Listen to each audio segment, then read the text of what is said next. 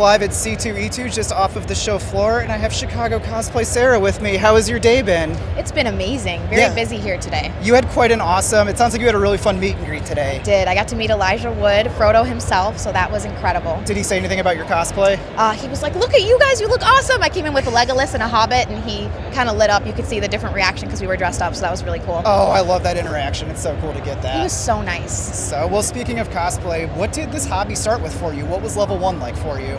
I think I've been dressing up since I was a little girl. Fair. And so when I was around like maybe 13, 14 and doing theater, my little sister is a seamstress. I remember she made me some princess dresses, a Rapunzel, and I started cosplaying and performing, and it really kind of just, for the last 15 years, I've just been making costumes and dressing up. That's awesome. So let's talk about the creative process behind what you're wearing today. How did this start? So I love Lord of the Rings, and actually I was going to do Glinda from Wicked, which is one of my really big ones.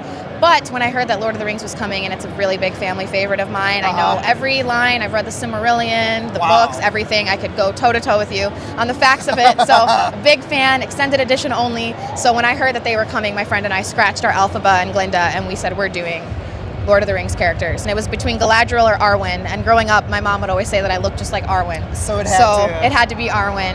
And so I actually found this dress on Amazon, which is awesome. Wow. I found That's this a good necklace. find. Yeah, it's a good find. I mean, there's no shame in buying a costume if you want to kind of change it up. But being a cosplayer is all about finding those different pieces and kind of putting them together. Yes. So I styled the wig myself, just little things like that, adding the ears, little touches like that to really kind of go together. So I'm really excited. It's been really fun. That's great. So we originally connected and we were chatting before we started rolling here. You have been a guest of Spirit Bombs a few times. The live anime experience. I think experience is the best way to describe their live concerts. How much fun has it been being a guest for them, being up on the stage, interacting with the crowd? How much fun has that been? They are the best, most incredible anime cover band you'll ever find. The energy is out of this world, and getting to dress up as a Demon Slayer character. I was Mitsuri Kanroji from Demon Slayer, and I got to stand up on stage with them as a guest while they played Gurenge by Lisa, which is the opening song for Demon Slayer, the first season. So that was really awesome to jump on stage with them and be there for that. Probably the coolest concert I've ever been to. It's an experience. If you haven't seen it, go do it. And what were some of your favorite anime themes that they did throughout their, I mean, they play almost a 2-hour set.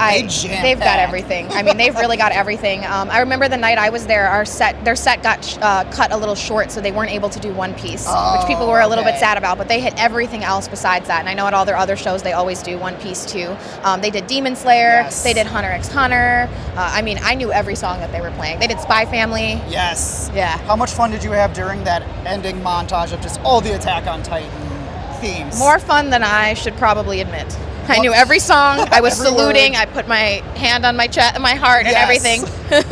One of the funniest things at the last show, I thought somebody was hurt. It turns out they weren't. They were just trying to cover their eyes because they didn't want spoilers. They were only on season 2 of Attack on Titan. No spoilers. And as you know, that show just changes so much. It's like a different show by the time you get to the last season. It's not even the same show.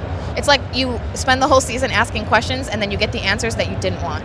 That's how I describe it. That's a very good way to put it. First season Attack on Titan is great. After you get to the Marley stuff and all that, not a fan. It's a mind twist. I was like... Not a fan. I questioned if I turned the right show on when that started. I was like, is this... And when it ended, I still wondered. And I'm still wondering now. Yes, here we are a couple years Drop the ball later. On that one, Attack on Titan. So, in other things, we cover everything wrestling here as well. You had a super cool opportunity with a wrestling-themed comic.